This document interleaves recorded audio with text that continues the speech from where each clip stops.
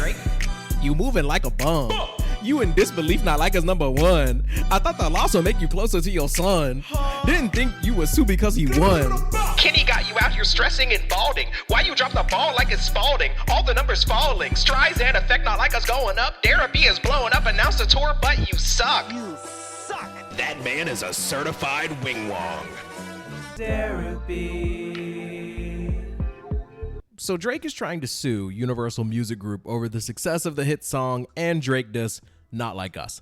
The easy thing to do would be to make fun of Drake. That's definitely happening. He took an L and he's finding new and creative ways to keep taking L's. So I want to engage in 2 areas of discourse. One, the fun one. This is hilarious and ridiculous and hypocritical and makes Drake look like a clown. Boo-boo the fool. And two, Drake's perspective, Drake's case. Because while it may seem silly on the surface, it's not based on like literally nothing. Are you sure about that? First, we laugh. The timing of this coming out is it's so bad.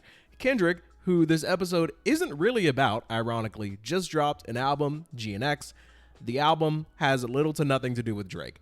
There's actually a song called Heart Part 6 on the album that literally has nothing to do with Drizzy at all. There is another DJ Mustard produced track on the album, which sounds basically like an alternate version of Not Like Us. It has nothing to do with Drake. Now, Drake, right after this album drops, goes on a stream, XQC stream, some streamer who I don't care about, so I'm not going to go into their backstory. And Drake tells us he's actually fine. He's like, heart, body, and mind, just so you all know, my soul, it's intact. Sure. And honestly, just from a unbiased perspective, which, believe it or not, I still can take here and there, I think it's cool. It's actually pretty funny to me. Like, Drake is obviously incredibly rich and successful, and the idea that he's hiding away and like crying every single day over Kendrick is kind of silly. I mean, it's funny to think about, and it was almost certainly happening at some point. I mean, he literally did drop a song about how his therapist quit on him because he's always talking about the same things, beefing and business and all that stuff, but that's besides the point. He's not even done in this stream giving Kendrick fans and Drake haters reasons to rejoice. I've been joking about what Drake could possibly be doing during the Super Bowl halftime show, and Drake has actually announced that he's going to Australia to perform on the Anita Max Win Tour. I'm not making this stuff up. Now, here's the thing. I just assumed that he was trolling. Like, Drake's just like, oh, everybody's wondering what I'm going to be doing during the Super Bowl when my arch nemesis is performing the song of the year that's just dunking on me. I'm actually going to be on the completely other side of the planet performing. Now, my thing is, I'm like, maybe he's just joking, but also, if you're a big fan of Drake and you're in one of the places he says he's going to perform, why would he just say that? Why would he get your hopes up and then not actually do it? Whether he's actually doing that or not doesn't actually make any difference to me. I think it's soft. Fragile op. Like, just don't say anything. That's like a big problem that people like Drake don't seem to understand. It's like, all you have to do is nothing. I mentioned the Streisand effect towards the beginning of this episode. Nobody was really talking about Not Like Us all that much anymore, but now that this lawsuit is public, which we're going to get to, now all of a sudden I want to play it again, and I want to like revisit my love for this song. I was kind of getting sick of it, but now that I know that Drake is so upset about it, I'm like, run it back. Reload it. But yeah, ultimately, to bring it back to Drake's tour announcement, I just think it's kind of weird to be flexing that you're going to be fleeing the continent during Kendrick's performance. Other moments on the stream include him not allowing The Weeknd's music to be played and calling Steve Lacy a fragile op. What? Yeah. Drake, the Hotline Bling and Tootsie Slide artist who hates the Blinding Lights guy and is calling the Bad Habit guy a fragile op. Stop it. Get some help. The timing is just terrible. The tour announcement, the I'm intact, the I'm beefing with these singers, and the lawsuit right after Kendrick drops, the timing is just terrible. And I actually don't think that it was meant for it to come out at this time. I truly think it was just inconvenient because I imagine it takes some time to build up such a huge case. I mean, Drake is going against like the biggest, arguably, music record label in the world. And some Drake fans are trying to talk about how it's him trying to go at the machine, go at the man. And in some way, it's a little bit admirable, but it's also not really, because who's to say that this label hasn't been doing the same thing for plenty of other artists, especially Drake, considering he's bringing them the most money, he's getting them the most exposure. But again, we'll pick that up a little bit more later. Now, the funniest part of the lawsuit, in my opinion, is that Drake was being called a diddler, a menace to society. People were digging up videos and cases to show that this guy is a predator. And Drake's like, okay, but why does the song have so many streams though? Somebody I saw on Twitter said it best. It's like, hey, Drake, there's this song calling you a deadbeat and like a tracker, and it has like 500 million streams. And Drake's like, what? There's no way it has that many streams. Like, dog, you are focused on the wrong thing, my friend. But here's the main problem and Universal Music Group's main defense. The song actually slaps. Like, it's actually just a really good song. When I first heard it, I was still a Drake fan and defender, and I was like, oh no. Oh God. It's a banger. Oh dear. And it was everywhere. People that don't even listen to rap like that were bumping this song. People that I have known for years that have never cared about hip hop or couldn't name 5 Kendrick Lamar songs are like, this is not like us track. Is special. Like, it's doing things. And this is so funny. My brother and I were talking about this earlier on the phone. It's like, imagine MJ and Prince are beefing, okay? Michael Jackson drops Billie Jean, but instead of it just being like Billie Jean as we know it, it's actually a Prince diss, right? And Prince is like, yo, the only reason Billie Jean has so many plays is because it's being artificially inflated and because it's dissing me, Prince. And it's like, okay, maybe it is kind of big because it's a Prince diss, but also, bro, listen to the song. Like, we're talking about a classic song here. What do you mean it's needed to be artificially inflated? You don't believe the numbers. Does Billie Jean need the artificial boost in order to be successful? Did Not Like Us need to be like endlessly promoted or botted in order to be successful? Ultimately, this isn't even about Kendrick or Not Like Us. This is about Drake being upset that his own label allegedly partnered with Spotify and Apple and other services to push Not Like Us, a song that's very mean to Drake, admittedly, to higher heights than it originally would have reached. And I just think that's silly.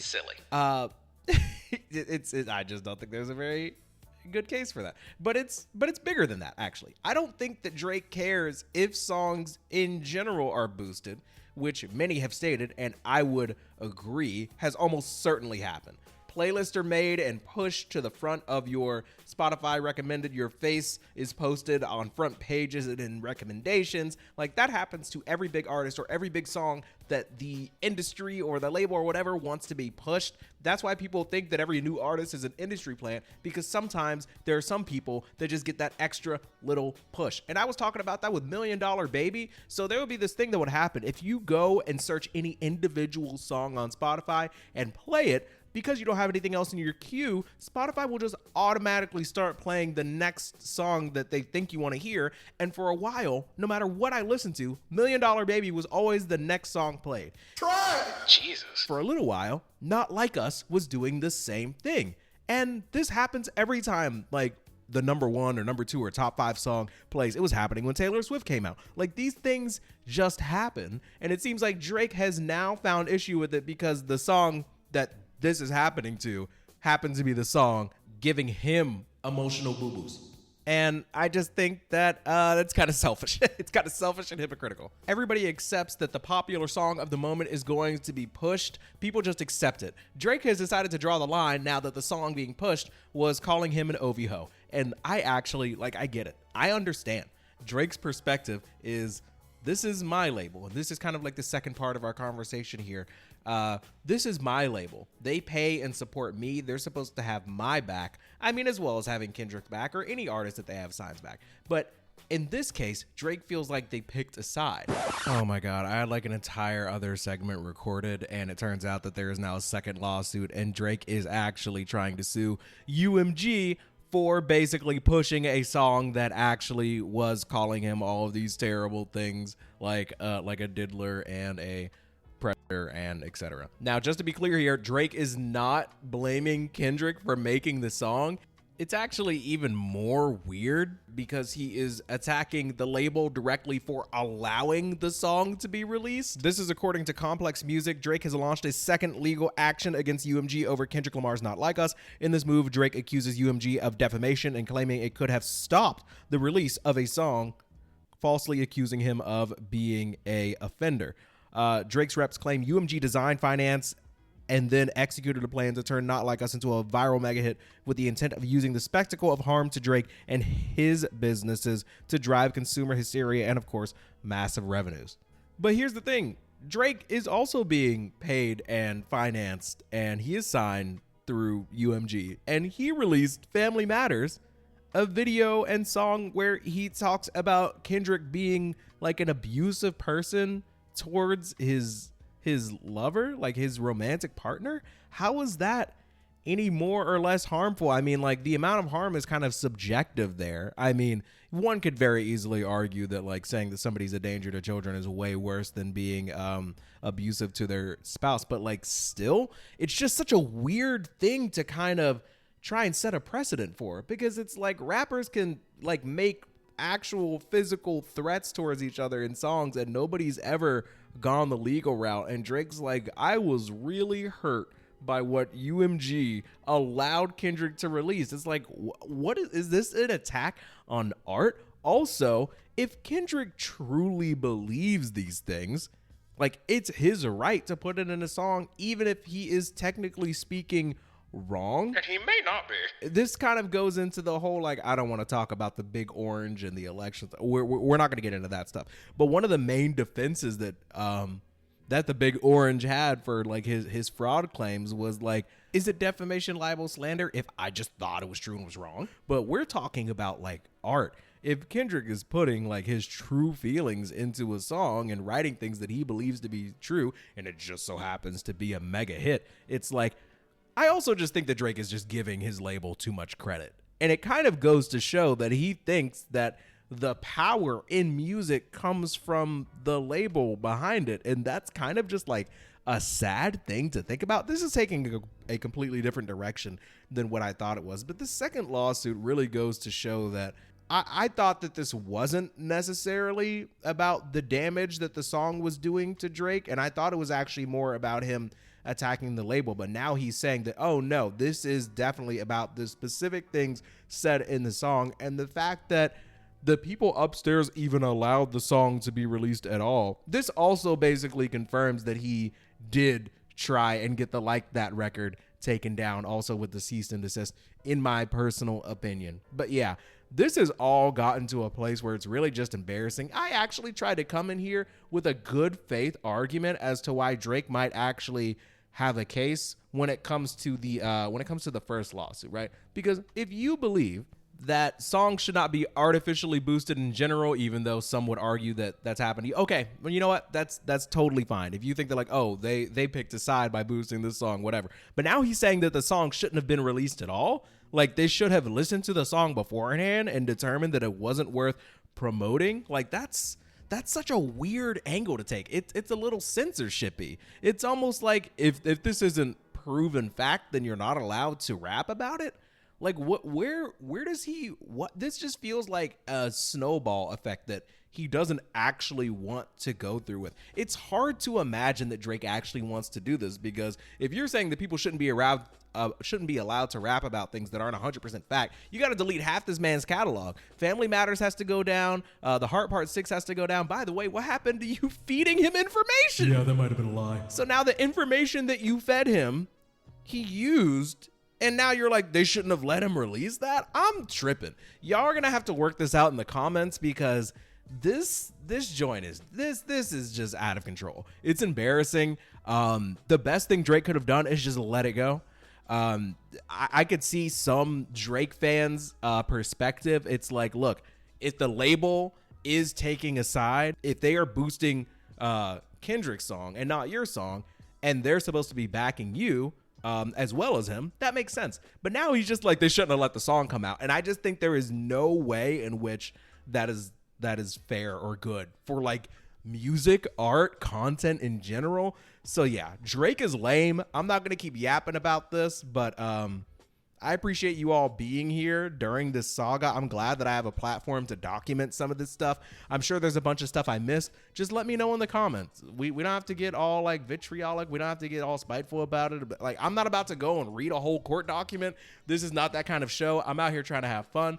But yeah, if you made it this far, like the video, man. Like what's really good? If you think that what Drake's doing is insane and just wrong, like the video, leave a comment where you think this is all gonna end up. What more do you think is gonna come of this? I have no intention of talking about Drake anymore, at least like until this man drops more music, or unless there's like some serious breaking news. I am not about to turn into some like legal eagle hip hop document review Kendrick and Drake constant update channel. I'm not about that life.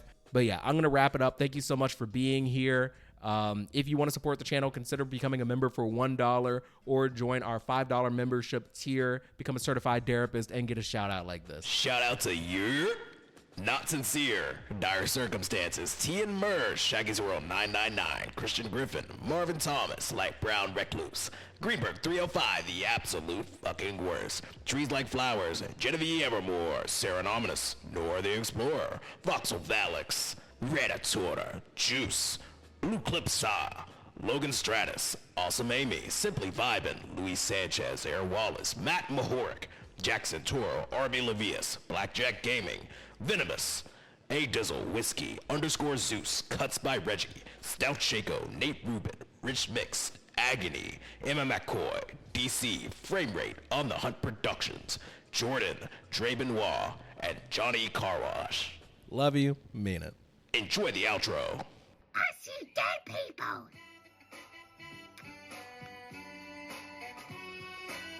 Hey, Mustard on the beat, hold deep boat, any rap. Here 3 bro, man down, calling Emma Lambs, tell him breathe, bro, never. To the cross to my ground like Tizo, what's up with these Ronnie ass? Trying to see Compton, they just can hit me, fuck them all and they mama. How many options really got? I mean, it's too many options. I'm finna pass on this body, I'm John Stockton. Beat your ass and hide the bottle if God watching.